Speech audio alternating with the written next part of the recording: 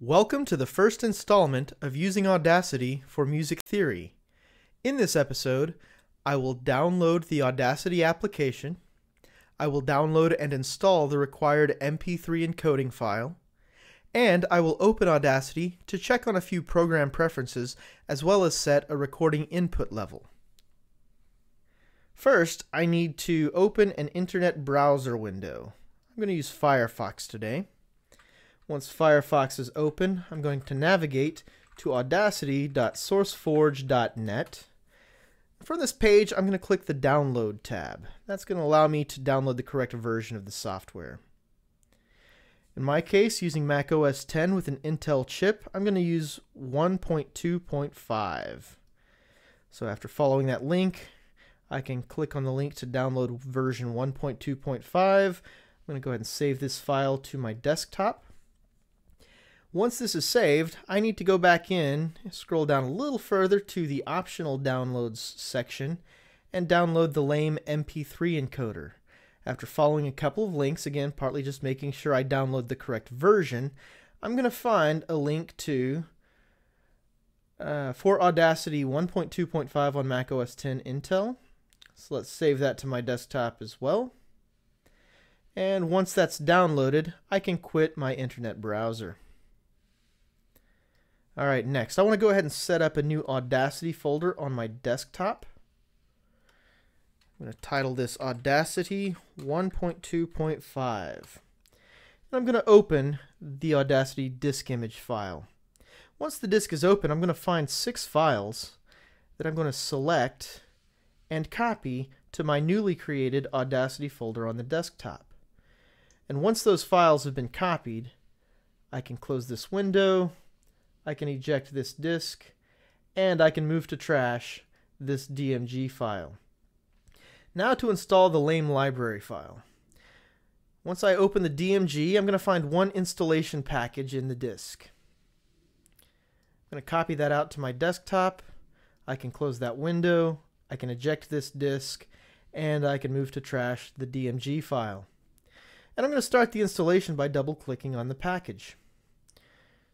Okay, right now it wants to install on the Macintosh hard drive, which is a good thing, but it wants to install in a folder called lib. I want to change that, so I'm going to choose to go to my desktop and install this in the Audacity 1.2.5 folder that I've already created.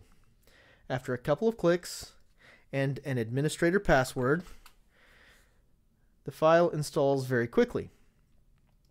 And now I'm done with the installation package. I will move it to the trash as well. Okay, time to use Audacity. Double-click the folder, double-click the program icon. Just asking, since you downloaded it from the internet, is it a safe file? Do you want to open it? I do.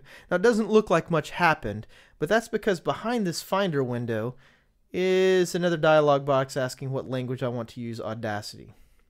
So I'm going to choose English. Alright, now that we're in Audacity, I want to check on a couple of program preferences. On a Windows machine, you'll find this under the File menu, and it's called Properties. On a Mac machine, you'll find it on the Audacity menu, and it's called Preferences. And we're going to look at the audio input and output options. For playback, I'm going to leave it selected on built-in output. Now this is basically going to be like the speakers that are built into your computer, or maybe the headphone output built into your computer. You may also have USB speakers. You may also have maybe Bluetooth speakers. And I have another device hooked up to my computer through Firewire called the Mark of the Unicorn 828. For this demonstration, I need to leave it selected on built-in output. For your recording device, again, you may have different options than me, but I have built-in microphone. That's just the microphone built into my computer. The built-in input is a built-in line input, which is great for recording, let's say, an iPod directly into Audacity. The Logitech USB microphone, just to be honest, is the microphone that came with my Rock Band video game set. And for this demonstration, I will use my Mark of the Unicorn 828 device. I want to make sure I'm only recording into one channel. And I would also like to make sure I'm not playing other tracks while recording a new one. This is great for multi-track recording, but it can be kind of a drag on music theory assignments. I'm going to click OK to accept changes to the preferences, and now I just need to change my recording level. The input level is the slider next to the icon of the microphone. As I record, I can move the slider to the left and you'll hear my voice getting softer. Now, of course, you don't hear it yet because of the way I'm recording. And as I move the slider to the right, then you'll hear my voice getting louder and louder. Let's see what it sounds like on playback. As I record, I can move the slider to the left and you'll hear my voice getting softer. Now, of course, you don't hear it yet. As I move the slider to the right, then you'll hear my voice getting louder and louder. Let's see what it sounds like on playback. Make sure when you set your recording level that it's not so loud that it distorts, but it's also not so soft that it can't be heard.